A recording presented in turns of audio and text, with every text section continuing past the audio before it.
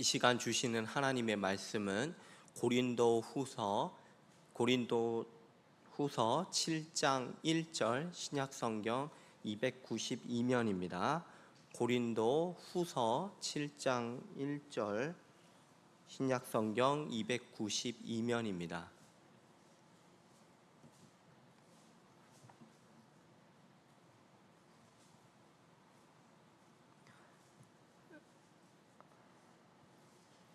찾으셨으면은 다 같이 읽도록 하겠습니다. 같이 읽겠습니다. 그런즉 사랑하는 자들아, 이 약속을 가진 우리는 하나님을 두려워하는 가운데서 거룩함을 온전히 이루어 육과 영의 온갖 더러운 것에서 자신을 깨끗하게 하자. 아멘. 이 시간 이동훈 담임 목사님께서 제18강 주님을 닮게 하소서 성화를 강의해 주시겠습니다. 할렐루야. 이제 2학기 개강을 하게 되었습니다. 여러분들 강의안과 함께 또 오리엔테이션 자료 또 갖고 계시죠? 예, 그거 보시면서 앞으로 어떻게 진행이 되는가 그거 함께 보시고, 또한 한 번 아마 추석 연휴 때 그때 한번 휴강 외에는 별 다른 특이한 거 없으면 바로 그대로 진행될 겁니다. 간혹 뭐 중간에 선교사님이 오신다든지 그래서 특별 예배를 드릴 때는 좀 이렇게 그 다음 주에 또 할 수 있겠지만, 어쨌든 그 타임테이블대로 갈 것이고, 그리고 마찬가지로 2학기 종강하면서 또 여러분 소감문이나 이렇게 또 작성하셔서 제출해 주시면 되겠습니다. 자, 이제 시작해 보죠. 신앙생활을 하면서 아마 이런 질문 안 해본 사람은 없을 거예요. 나는 왜 이렇게 자꾸만 죄를 짓지? 나는 왜 이렇게 거룩하고는 동떨어진 삶을 살까? 하나님은 나 같은 사람도 거룩하게 바꾸실 수 있을까? 그런 생각들을 하게 됩니다.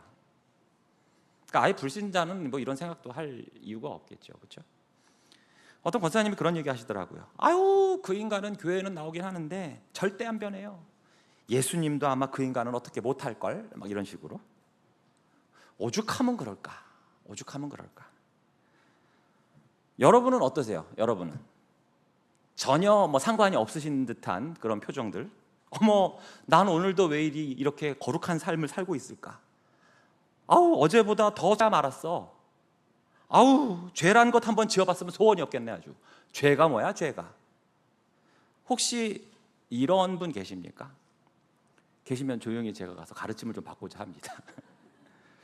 우리가 예수님을 믿고 구원을 받았지만 여전히 연약하고 부족한 모습을 매일매일 발견하게 돼요. 그러다 보면 딜레마에 빠집니다.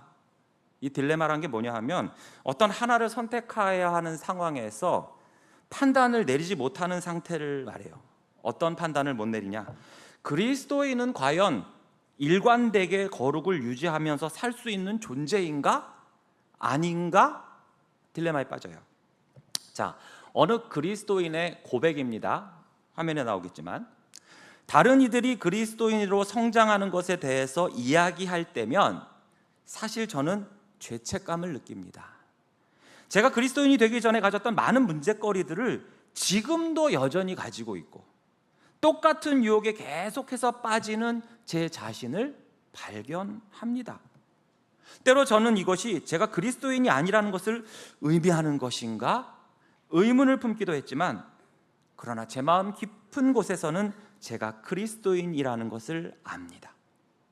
아마도 저는 제 자신과 하나님을 계속 실망시키는 일에 지친 것 같습니다. 결코 성장을 시작조차 하지 못할 것 같은 저 같은 사람에게 격려나 소망이 될 만한 말씀을 해주실 수는 없을까요? 자, 어떠십니까? 지금 이 고민을 이분 혼자만 하고 있는 걸까요? 다행인지 불행인지 사실 이런 고민은 우리 모두의 고민입니다.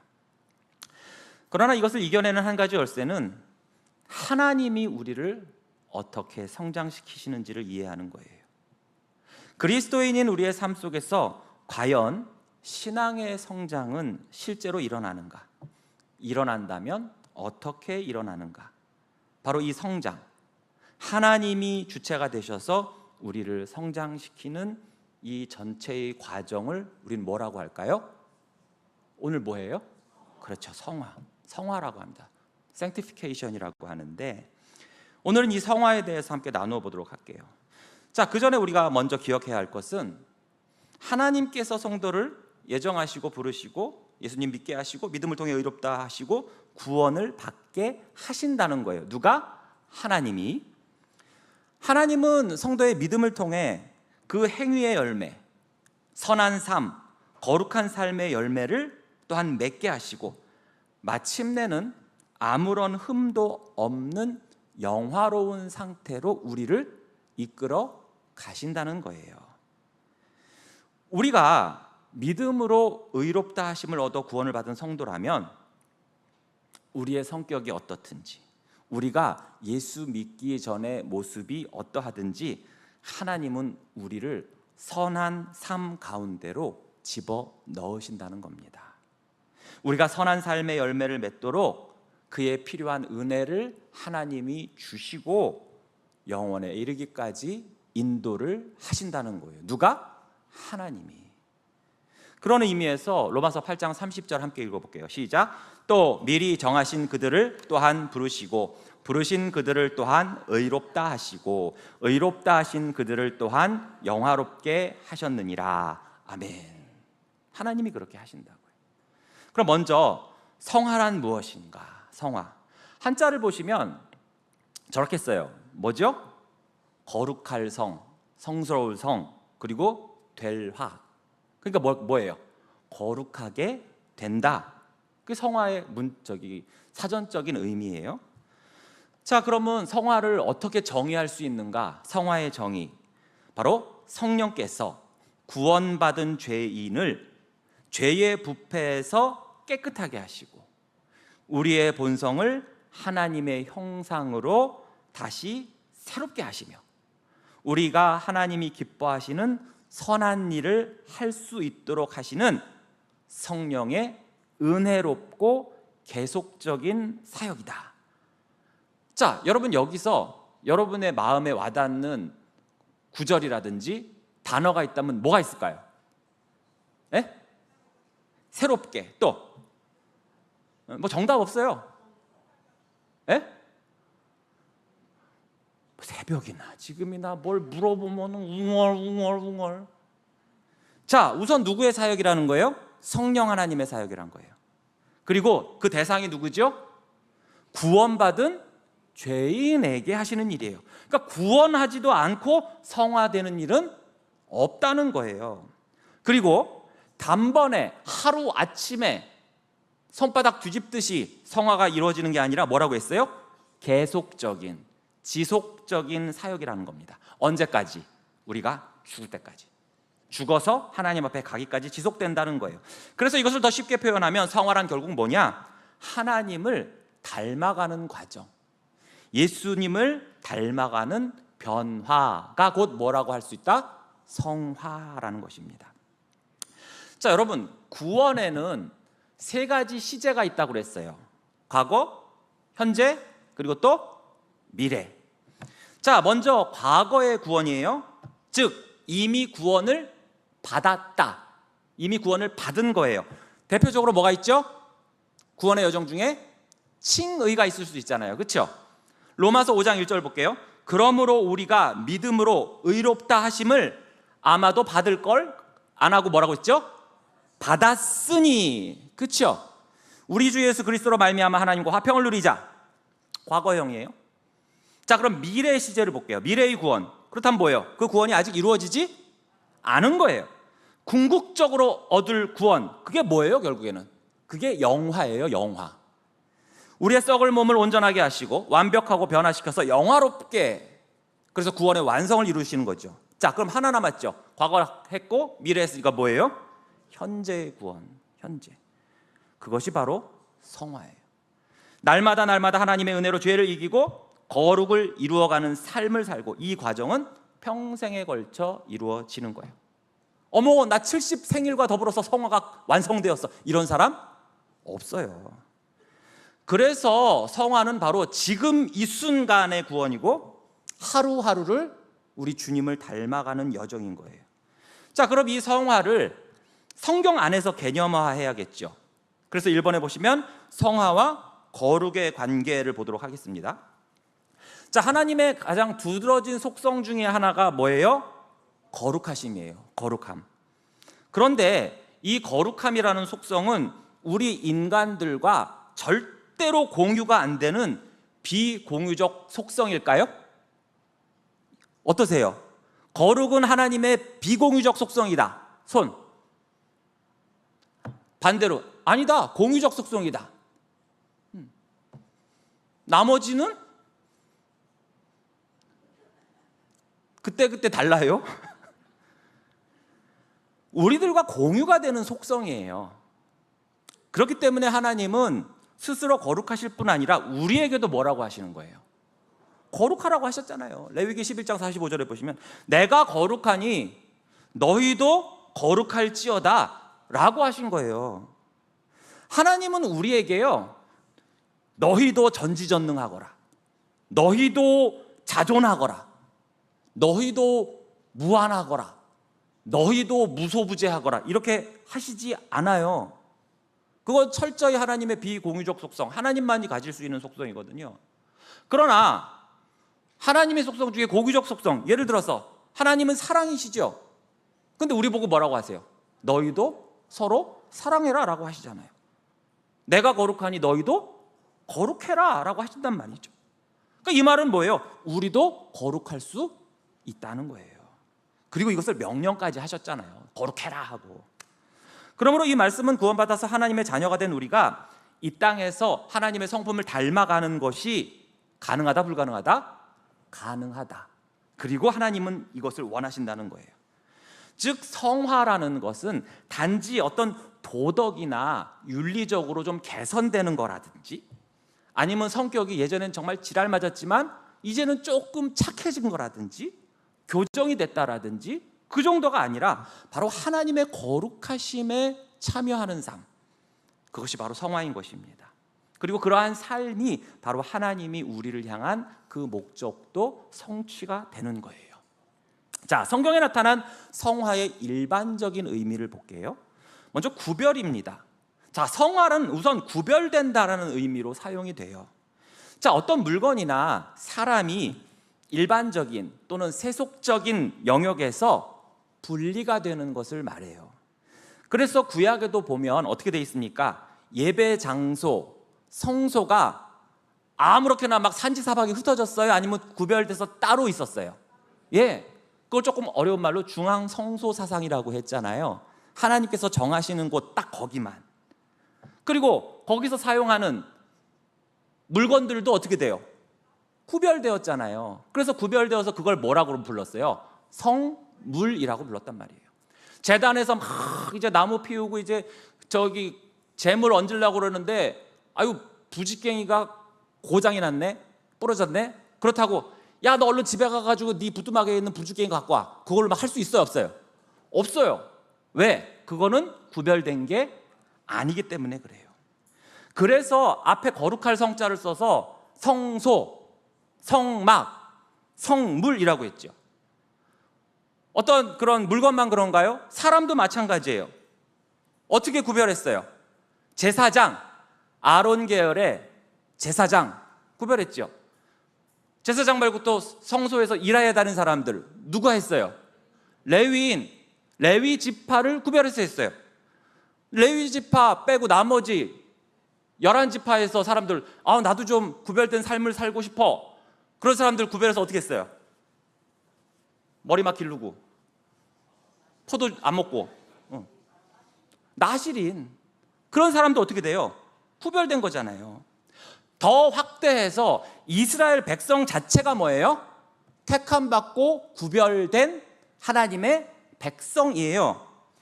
왜 이렇게 구별했어요? 전적으로 하나님께 드려지고 하나님을 섬기기 위해서 드려진 거예요. 그래서 하나님을 섬기는 일을 하는 제사장들, 그들이 우선 거룩하게 구별되었잖아요. 그래서 그들이 입는 옷도 어때요? 거룩해요. 제단도 아무나 막 함부로 접근을 못해요. 왜? 구별됐으니까. 거룩한 제단. 더 나아가 그 땅이 거룩해요. 레위기 27장 21절에 보시면 희년이 되어서 그 밭이 돌아오게 될 때에는 여호와께 바친 성물이 되어 영영이 드린 땅과 같이 제사장의 기업이 될 것이며, 하나님께 바쳐졌기 때문에 거룩해져요. 그전에는 그렇지 않다 하더라도 하나님께 바쳐지면, 또 하나님의 임재가 있음으로 인해서 그 땅이 거룩해지기도 해요. 출애굽기 3장 5절에 보시면 호렙산에서 하나님이 모세에게 나타나시면 뭐라고 그랬어요? 하나님이 이르시되 이리로 가까이 오지 말라. 내가 선 곳은 거룩한 땅이니 내 발에서 신을 벗으라. 그러니까 이 모든 것이 하나님께 드려진 것이고 하나님만을 위해서 사용되어야 되고 하나님이 임재하신 곳이라서 거룩해짐, 즉 구별된 곳이 되었고, 이것이 바로 거룩해짐, 성화의 의미예요. 그럼 과거 구약 시대에만 그러한가? 아니라는 거예요. 오늘날에도 우리에게 마찬가지예요. 우리는 모두 다 어떻게 해요? 하나님께서 구별하신 백성, 그렇죠? 구별된 백성, 또 거룩한 제사장이라고 하셨잖아요. 그러므로 어떻게 합니까? 나와 관계된 모든 것, 내 삶의 시간, 내 생각, 내 말, 내 재능, 은사, 물질, 이 모든 것이 어떻게 돼요? 구별이 되어서 하나님을 위한 것이 되어야 되고, 이 말은 거룩해져야 한다는 것입니다. 두 번째 성화는 죄로부터의 구별이라는 의미도 있어요. 즉 세속적이고 불결하고 부정한 모든 죄로부터의 분리를 의미하는 것이 바로 성화라는 거예요. 즉 나의 말과 행동, 이것이 예수 믿기 전과는 달라져야 되죠. 예수 믿기 전 온갖 죄들에 쌓여서 내 안에 음란, 탐욕, 거짓, 분노, 미움, 이것들에 둘러싸여서 그것이 죄가 죄인 줄도 모르고 죄를 짓고 살았다면 예수 믿고 나서는 어떻게 된다는 거예요? 이것과 철저하게 분리되어야 한다는 것입니다. 물론 완벽하게 죄를 짓지 않는다는 것은 어렵지요. 그러나 중요한 것은 이전엔 나의 쾌락과 유익을 위해서 기꺼이 그 죄를 범하는 것을 즐겼다면, 사랑했다면 이제는 어떻게 된다는 거예요? 죄를 절대 사랑할 수도 없고 오히려 그 죄를 미워하고 대적하고 싸우려는 마음이 생기는 것. 그리고 나서 죄를 지었을 때 전에 같으면 그게 뭐 죄야, 아무렇지도 않았다면 이제는 어떻게 해요? 그 마음에 애통함과 슬픔과 부끄러움이 나타나고 부담이 갖고 있다. 그렇다면 이것은 곧 뭐라는 증거예요? 네가 성화되고 있다라는 증거인 거예요. 그러므로 모든 신자는 거룩하신 하나님의 영광과 그의 사역을 위해 구별된 자, 곧 성도. 성도가 뭐라고 그랬어요? 거룩할 성자에다가 무리 도자잖아요. 거룩한 무리, 구별된 무리라는 뜻이 되는 거예요. 그렇기 때문에 성화는 어떤 특별한 사역자에게만 해당되는 말이 아니죠. 예수님을 믿는 모든 자에게 주어지는 신자요 성도의 본질인 거예요. 그런데 여러분, 이 성화는 성령의 사역이라고 했습니다. 그러니까 우리가 거룩하게 살아가는 것은 결코 우리의 힘이나 결심만으로 되는 것이 아니라는 거예요. 성화는 전적으로 성령께서 우리 안에서 역사하셔서 이루어 가시는 일입니다. 빌립보서 2장 13절 함께 볼까요? 시작. 너희 안에서 행하시는 이는 너희에게 소원을 두고 행하게 하시나니. 너희 안에서 행하시는 이가 누구라고요? 하나님이라는 거, 하나님. 그러니까 성령 하나님께서 우리에게 거룩한 소원을 주시고, 이렇게 거룩해져야 될 텐데 어떡하지? 이런 소원을 주시고 또 그 일을 실제로 행할 힘도 주신다는 것입니다. 중간 정리하면, 자, 성화는 예수님을 닮아가는 과정이에요. 여정이에요. 성화는 단번에 완성되는 일이 아니죠. 일생 동안 매일매일 조금씩 예수님을 닮아가는 과정이에요. 그런 와중에 우리는 때론 넘어질 수도 있고, 때로는 성장이 느려서, 아까 그 어떤 그리스도인의 고백처럼 남들은 막 그냥 일취월장하는 것 같은데, 막 괄목상대하는 것 같은데 나는 왜 이렇게 느리나 낙심될 수도 있어요. 그런데 중요한 것은 방향이에요. 방향. 조금은 느릴지라도 방향이 중요하죠. 아무리 빠르면 뭐해? 내가 부산을 가야 되는데 평양 쪽으로 방향을 틀고 있으면 아무리 빠르고 부지런하면 뭐 하겠어요? 그러나 좀 느리더라도 정확히 향하고만 있으면 언젠가는 갈 거 아니에요. 예수님을 향한 방향만큼은 정확한가? 오늘 하루도 내가 죄를 이기고 주님을 기쁘시게 하고 싶은 마음이 생기고 있는가? 그렇다면 여러분은 지금도 성화되고 있는 것입니다. 이어서 두 번째, 성화의 두 차원이 있어요. 성경은 분명히 우리에게 말씀하십니다. 너는 이미 거룩하게 되었어 와 동시에 또 이렇게도 말씀을 해요. 그러므로 너는 거룩해져야 돼. 거룩하게 살아야 돼. 그럽니다. 이건 좀 말이 안 되지 않나? 넌 이미 거룩해졌어. 그래 놓고선 넌 앞으로 거룩해져야 돼. 이게 뭔가? 저는 이제 관상이라는 영화에 보면요, 수양대군이 거기 관상가한테, 주인공한테 이렇게 질문을 해요. 내가 왕이 될 쌍인가? 그래요. 그랬더니 주인공이 목에 칼이 들어왔으니까 내 왕이 되실 상이 옵니다. 성군이 되실 상이 옵니다. 그랬더니 그 수양대군이 이미 반정이 일어났거든요. 단종도 다 저기 하고 사육신 뭐 다 작살내놓고, 그 수양대군이 비웃으면서 이렇게 말해요. 내가 이미 왕이 되었는데 왕이 될 상이라니 뭐 그런 말이 있나? 이거 엉터리구만. 뭐 그래요. 어떻게 이정작 못해? 똑같은 것 같아.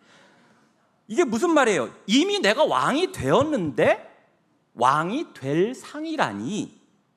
마찬가지로 너는 이미 거룩하게 되었다라고 했는데 그러므로 너는 거룩해져야 돼. 거룩한 삶을 살아야 돼 하니까 좀 약간 모순같이 들리기도 해요. 그런데 이것은 성화의 두 차원, 즉 결정적 성화와 상태적 성화에 대해서 이해를 하고 넘어가야 됩니다. 그래서 가번에 보시면 결정적 성화, 다른 말로 뭐라고 했어요? 신분적 또는 지위적 성화라고 했습니다. 그러니까 이것은 아까 성화가 점진적으로 이루어지는 거라고 했잖아요. 그런데 이 결정적 성화, 신분적, 지위적 성화는 한순간에 이루어지는 하나님의 역사예요. 뭐냐 하면 예수 그리스도를 믿는 그 순간 하나님께서 우리를 죄에서 구별하여 거룩한 존재가 되었다라고 거룩한 존재로 삼아 주신 거예요. 그러니까 이 결정적 성화로 인해서 우리의 신분이 바로 바뀌는 거예요.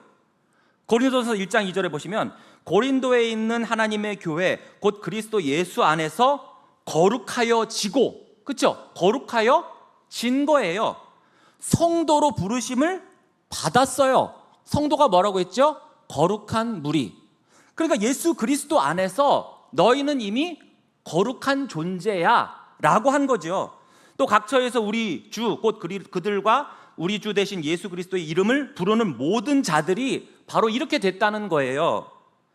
고린도서 6장 11절 볼까요? 너희 중에 이와 같은 자들이 있더니 주 예수 그리스도의 이름과 우리 하나님의 성령 안에서 씻음과 거룩함과 의롭다 하심을 받을 거야가 아니라 뭐라고요? 받았느니라. 보세요. 마지막으로 하나만 더 볼게요. 히브리서 10장 10절에 보시면 이 뜻을 따라 예수 그리스도의 몸을 단번에 들이심으로 말미암아 우리가 어떻게 됐다고요? 거룩함을 얻을 걸가 아니라 뭐예요? 얻었노라 라고 하잖아요. 자, 이 구절들을 보시면 다 어때요? 우리가 이미 거룩해졌다라고 합니다. 예수님을 믿는 순간 하나님은 우리를 성도, 거룩하게 구별된 무리라고 선언을 해요. 그렇기 때문에 더 이상 이제 죄가 우리를 지배하지 못해요. 로마서 6장 14절에 죄가 너희를 주장하지 못하리니 이는 너희가 법 아래 있지 아니하고 어디 아래 있어요? 은혜 아래 있습니다. 그러니까 하나님께서 선포하셨잖아요. 선언하셨잖아요. 너희 거룩한 존재야. 그러니까 우리의 성화는 단지 우리의 느낌이나 경험이나 감정이 아니에요. 어머 나 오늘 왠지 거룩해진 것 같아요. 이게 아니에요. 하나님의 선언이에요. 너희는 거룩한 존재야 하고 예수 믿는 순간. 그런데 이러한 결정적 성화는 앞에서도 말씀드렸지만 내 행동이 뭐 그렇게 이게 아니라 이 결정적 성화는 결국에 아까 말했지만 신분적인 선화예요. 너는 이제 거룩한 신분이 된 거야 라고 하는 거예요. 우리가 지금 얼마나 완벽한 삶을 살고 있느냐와 상관없이 하나님께서 우리를 이미 거룩하게 구별하셨고 거룩한 존재가 되게 하셨다라는 거예요. 마치 아버지가 자녀에게 넌 내 아들이야 라고 하는 것과 똑같아요. 선포하는 것과 똑같단 말이에요. 하나님은 예수 안에 있는 자에게 너는 내 거룩한 백성이야 라고 선언하신 거죠. 이 신분의 정체성을 기억하는 것이 중요해요. 왜냐하면 이 정체성이 우리로 하여금 어떻게 해요? 거룩한 삶을 살아가게 하는 동력이 되기 때문에 그래요. 아, 내가 거룩한 존재야? 그럼 이렇게 살 수는 없지라고 말이죠. 여러분이 자녀들한테 너는 거룩한 존재야, 넌 얼마나 귀한 존재인지, 넌 사랑받기 위해 태어난 자야, 그러면 애들도 어떻게 돼요? 그렇지, 그럼 내가 이렇게 행동하면 안 되지. 그래야지. 애한테 넌 나가 죽어야 돼, 이 망할 놈아. 그럼 애가 점점 어떻게 돼요? 그렇지, 나는 망할 놈이지. 그러면서 나가서 망할 짓을 하는 거예요. 근데 하나님이 우리한테 뭐라고 그랬어요? 저런 망할 놈의 새끼 이러지 않고 너는 거룩하여졌다. 그럼 우리는 어떻게 해야 돼? 그래? 그럼 거룩한 삶을 살아야지. 동력이 된다는 거예요. 두 번째, 상태적 성화. 아까는 신분적, 결정적 성화라고 했으면 이제는 상태적 성화, 다른 말로 점진적 성화라는 거죠. 쉽게 말하면 나는 점점 거룩해져 가고 있어 라는 거예요. 앞서 말한 결정적 성화가 신분적 변화라면 이제 우리가 살펴볼 지금은 상태적 성화는 곧 삶의 변화인 거죠. 삶의 변화. 이것이 바로 예수님을 닮아가는 과정이거든요. 그래서 성화는 점진적인 성장이 될 수밖에 없어요. 고린도후서 7장 1절 함께 읽어볼게요. 시작. 그런즉 사랑하는 자들아, 두려워하는 가운데서 거룩함을 온전히 이루어 육과 영의 온갖 더러운 곳에서 자신을 깨끗하게 하자. 여러분, 깨끗하게 하자, 이루어라, 이게 과거예요? 이미 이루어진 거예요? 아니죠. 이미 이루어졌는데 왜 하자라고 하겠어요? 아직 안 돼 있으니까 하자 이러는 거 아니겠어요? 우리가 예수님을 믿고 새로운 피조물이 되었어요. 그렇지만 여전히 죄의 유혹은 존재하죠. 하지만 이제 우리는 나 홀로가 아니라 성령의 도우심을 받아서 그 죄와 싸우며 조금씩 그러나 확실히 거룩해져 가는 것입니다. 이것은 단번에 완성되는 일이 아니에요. 계속적이고 지속적인 성령의 사역이기 때문에 그 성령의 인도하심에 순종하여서 우리가 하루하루를 회개와 말씀 묵상과 기도를 통해서 나의 그 뾰족뾰족했던 모난 성품들이 다듬어져 가고 또 생각이 새로워지고 발전적이고 하나님이 원하시는 뜻이 무엇인지를 늘 기억하고 그것을 통해서 나의 말과 행동이 변화되는 삶. 아까 성화는 죄로부터 분리라고 했죠. 이제 성화는 더 나아가서 뭐냐? 죄와의 전쟁인 거예요. 마치 무슨 범죄와의 전쟁인 것처럼. 그러니까 우리는 예수님을 믿는 그 순간 막 요양원에 이렇게 편하게 누워 있는 게 아니라 전쟁터에 전선에 나가는 사람이 되는 거예요. 그리스도의 좋은 병사가 되는 거예요. 그러니까 성령께서 우리 안에 거하시면서 우리로 하여금 죄와 싸우게 하십니다. 때론 이 싸움에서 지칠 수도 있고요, 또 한 대 맞아가지고 또 넘어질 수도 있어요. 그러나 한 대 맞았다고 완전히 TKO가 돼가지고 나 이 게임 안 할래, 포기할 수 없는 것이 넘어졌을 때마다 회개하고 또 다시 일어서게 하시는 것, 그것까지도 뭐라는 거예요? 성화의 여정이라는 거예요. 그러니까 성화라는 것은 넘어지지 않는 것이 아니라 비록 넘어지더라도 실패하더라도 다시 일어나 걷는 것이 성화라는 것입니다. 여러분, 유도나 레슬링 보면 낙법이라는 거 보셨어요? 낙법? 넘어지고 막 맺혀질 때 어떻게 안전하게 넘어지고 그로 통해서 다시 일어서는가를 배우잖아요. 그리고 이건 훌륭한 선수가 되기 위한 훈련 과정 중에 반드시 있어야 되는 거예요. 여러분, 국가대표 선수라고 해서 전혀 안 넘어집니까? 난 전혀 안 넘어지니까 낙법 훈련 안 해도 돼, 그러다 한번 넘어지면 다 부러지는 거죠. 넘어지고 자빠지고 그러나 다시 일어나는 것, 그 모든 과정이 뭐다? 바로 성화라는 거예요. 그럼 성화의 교리는 왜 유익한가? 이것이 왜 중요한가? 우선 성화는 왜 순종해야 하는지를 가르쳐줘요. 하나님이 우리를 거룩하게 구별하셨기 때문에 우리는 마땅히 거룩하게 살아야 하고, 그러려면 어떻게 됩니까? 우선 하나님께 순종해야 되죠. 그리고 이것이 우리의 정체성이고 우리에게 주신 사명입니다. 또한 성화는 우리에게 긍지와 소망을 줘요. 나는 과연 변할 수 있을까? 나는 감히 예수 그리스도를 닮아갈 수 있을까? 될 수 있어요. 왜냐하면 내 힘이 아닌 성령 하나님이 나를 도우시고 역사하실 것이라는 그 소망이 있고, 내가 그렇게 하나님이 거룩하다고 말씀하셨다는 긍지가 있기 때문에 그래요. 그러니까 성화는 실패한 자, 낙심한 자에게 그래서 위로를 주는 거예요. 죄에 넘어졌을 때 성화 교리는 말합니다. 그래도 너는 하나님의 거룩한 자녀야. 그러니까 다시 일어날 수 있어. 그렇게 우리를 등두드려 주세요. 마귀 새끼한테는 그런 얘기 안 하잖아요. 할 필요도 없는 거고. 이처럼 하나님의 은혜는 우리의 실패와는 비교할 수 없을 만큼 커요. 마지막으로 성화는 믿음을 실천으로 이어가게 하십니다. 그러니까 말씀을 듣고 믿었어, 여기서 끝나는 게 아니라 삶 속에서 거룩한 열매를 맺도록 이끌어 주시는 거예요. 결론을 맺자면 우리는 이미 예수님 안에서 하나님의 거룩한 백성으로 부르심을 받았어요. 그리고 오늘도 성령의 인도하심에 따라서 점점 더 거룩해지고 있습니다.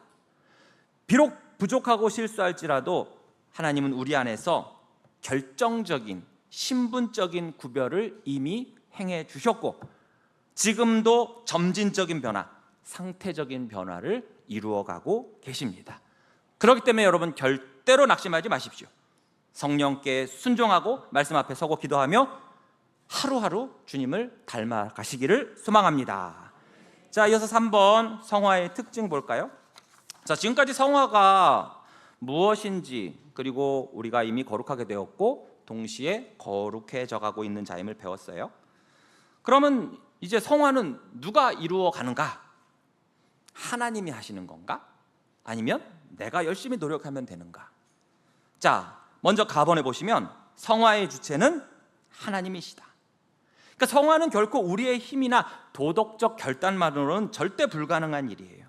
바로 삼위 하나님께서 역사하시는 구원 사역이라는 것이죠. 자, 우선 성부 하나님께서 일하십니다. 에베소서 1장 4절 함께 읽어볼게요. 시작. 곧 창세 전에 우리로 사랑 안에서 그 앞에 거룩하고 흠이 없게 하시려고. 즉 성부 하나님은 처음부터 우리를 거룩하게 하시기 위해서 택하셨단 말이에요. 또한 성자 예수 그리스도께서도 일하시죠. 고린도전서 1장 30절에 보시면 너희는 하나님으로부터 나서 그리스도 예수 안에 있고 예수는 하나님으로부터 나와서 우리에게 지혜와 의로움과 거룩함과 구원함이 되셨다라고 하셨잖아요. 에베소서 5장 27절에도 보시면 자기 앞에 영광스러운 교회로 세우사 티나 주름 잡힌 것이나 이런 것들이 없이 거룩하고 흠이 없게 하려 하신다고 했어요. 이처럼 예수님은 십자가를 통해서 우리를 거룩하게 만드는 길을 열어 주셨습니다. 그러면 누구 남았죠? 성령 하나님 남았죠. 대표적으로 베드로전서 1장 2절 볼게요. 곧 하나님 아버지의 미리 아심을 따라 성령이 거룩하게 하심으로 순종과 예수 그리스도의 핏부림을 얻게 하여 택하심을 받은 자들에게 편지하노니 은혜와 평강이 너에게 더욱 많을지어다. 이와 같이 성령께서는 오늘도 우리 마음속에서 죄를 깨닫게 하시고 회개하게 하시고 예수님을 닮도록 이끄십니다. 이처럼 성화는 삼위 하나님의 통합적인 사역이고 거룩함은 전적인 하나님의 은혜로 이루어져요. 그런데 여기서 중요한 사실이 있어요. 하나님은 우리의 인격적인 협력을 원하신다는 것입니다. 그러니까 성화는 단지 하나님이 마치 무슨 농부가 가기 싫어하는 소를 막 그냥 콧뚜레에 뚫어가지고 일방적으로 끌고 가는 것이 아니라 우리가 자발적으로 순종하고 협력하기를 원하신다는 거예요. 그래서 하나님의 은혜가 100%지만 우리의 책임 있는 반응도 100%가 되어야 합니다. 자, 성화는 하나님의 초자연적인 역사예요. 당연하겠죠. 삼위 하나님이 주관하시니까 초자연적인 역사죠. 그러니까 성화는 단지 어떤 심리적 훈련이라든지 자기 개발이 아니라는 거예요. 디도서 3장 5절을 볼까요? 우리를 구원하시되 우리가 행한 바 의로운 행위로 말미암지 않고, 우리의 의로운 행위로 말미암지 않고 오직 그의 긍휼하심을 따라 중생의 씻음과 성령의 새롭게 하심으로 하셨다고 했어요. 그러니까 우리가 순종해야 하지만 죄로부터 진짜 자유를 주는 분은 하나님이시고 우리의 마음을 바꾸시는 분도 하나님이에요. 성화의 특징 세 번째, 성화는 소극적인 부분과 적극적인 부분으로 이루어져요. 그러니까 성화는 단지 뭐 어떤 것을 하지 않는 것, 이거 안 했어, 여기에만 국한된 게 아니에요. 그와 동시에 무엇을 또 새롭게 하며 살아가는 거예요. 여러분, 율법도 보세요. 어떻게 돼 있습니까? 하지 말아야 될 것과 해야 될 것, 그렇게 나뉘어 있잖아요. 그럼 우선 성화의 소극적인 면, 이건 뭐냐? 옛사람, 옛 모습을 억제하는 거예요. 로마서 6장 6절에 보시면 우리가 알거니와 우리의 옛사람이 예수와 함께 십자가에 못 박힌 것은 죄의 몸이 죽어 다시는 우리가 죄에게 종노릇하지 아니하려 함이라고 했어요. 갈라디아서 5장 24절에 보시면 그리스도 예수의 사람들은 육체와 함께 그 정욕과 탐심을 십자가에 못 박았느니라 라고 했죠. 성령의 인도하심에 따라, 성령의 인도하심에 따르는 걸 뭐라고 그래요? 순종이라고 하잖아요. 이렇게 말씀에 순종하면서 내 안에 있는 부패성을 죽이는 거예요. 그래서 예수 믿는 사람은 더 이상 죄를 즐기지 않습니다. 오히려 죄를 미워하고 죄를 지으면 괴롭고, 예전에는 뭐 어때? 이익만 생기면 되지. 그랬다면 이제는 괴로워요. 또 죄와 싸우려는 마음까지 생기는 것, 이것이 성화예요. 그럼 성화의 적극적인 면, 바로 새 사람으로서의 소생이 되는 거예요. 로마서 6장 11절에 보시면 이와 같이 너희도 너희 자신을 죄에 대하여는 죽은 자요 그리스도 예수 안에서 하나님께 대하여는 살아있는 자로 여길지어다. 그러니까 성화라는 것은 단지 죄 안 짓는 것에만 그치는 것이 아니야. 그것도 물론 중요하죠. 그것도 아주 대단한 일이죠. 죄를 안 짓는 것, 그런데 거기에만 그치는 것이 아니라 어떻게 해야 돼요? 더 발전해서 하나님의 거룩한 형상으로 회복되어서 하나님을 기쁘시게 하며 예수님을 닮아가는 거예요. 그러니까 여러분도 보세요. 여러분 자녀가 아빠, 나 오늘 친구 안 때렸어. 엄마, 나 오늘 우리 선생님 지갑 안 훔쳤어. 할아버지, 나 오늘 사람 안 죽였어요. 아이고, 대단하다. 그럽니까? 아니죠. 그건 당연한 거고, 이제는 어디로 향해야 돼요? 아빠, 오늘 제 친구가 아픈데 제가 어떻게 기도해 줬어요. 엄마, 우리 저기 친구가 좀 몸이 아픈데 제가 걔 가방 들어줬어요. 아이고, 그렇구나. 이렇게 나가야 되잖아요. 그러니까 단지 죄 안 졌어 이걸로 끝나는 게 아니라 하나님이 기뻐하시는 모습, 예수님의 모습을 닮아가는 것까지 가야 되는 게 성화의 적극적인 면이에요. 로마서 8장 13절에 보시면 너희가 육신대로 살면 반드시 죽을 것이로되 영으로서 몸의 행실을 죽이면 살리니, 여기서 영으로서 바로 하나님의 사역임을 증거하죠. 그러나 동시에 육신의 행위를 죽여라 명령 받은 건 누구예요? 그 명령을 받은 거 하나님이 성령님한테 한 명령이에요? 누구한테 한 명령이에요? 나한테 한 명령이란 말이에요. 나한테. 그러니까 하나님이 그 뭐 육신의 정욕, 죄를 죽여주시는 게 아니라 성령이 막 그렇게 하는 게 아니라 우리가 우리의 육신의 행위를 죽이도록 명령을 받았으면 그걸 누가 수행을 해야 돼요? 내가 수행을 해야 되죠. 즉 우리의 적극적인 역할도 필요하다는 거예요. 음란을 버리고 자기를 깨끗이 하고 지속적으로 거룩한 습관을 키우고 하나님의 명령에 순종하는 것, 이것이 성화의 적극적인 면이에요. 그리고 이를 통해서 구원받은 새 사람의 모습이 나타나는 것이죠. 성화의 특징, 라본에 보시면 성화는 인간의 전 인격과 삶에 영향을 줍니다. 그러니까 성화는 단지 마음만 변화시키는 게 아니에요. 전 인격적, 즉 삶의 전체에 영향을 줍니다. 그러니까 우리의 몸과 마음이 따로 노는 게 아니잖아요. 데살로니가 5장 23절에서도 보시면 평강의 하나님이 친히 너희를 온전히 거룩하게 하시고 또 너희 온 영과 혼과 또 뭐라고 써요? 몸이라고 했잖아요. 우리 주 예수 그리스도께서 강림하실 때 흠없게 보존되기를 원하더라. 너희 영혼만 흠없게 보존되기를 원해라고 안 하시고 뭐라고 했다고요? 몸까지. 로마서 6장 12절 볼까요? 그러므로 너희는 죄가 너희 죽을 몸을 지배하지 못하게 하여 몸의 사욕에 순종하지 말고. 몸, 육체, 뭘 말해요? 곧 우리 현실의 삶인 걸 뜻하는 거예요. 이처럼 성령에 거룩하게 하시면 바로 우리의 지성, 감정, 의지에까지 다 영향을 주는 거예요.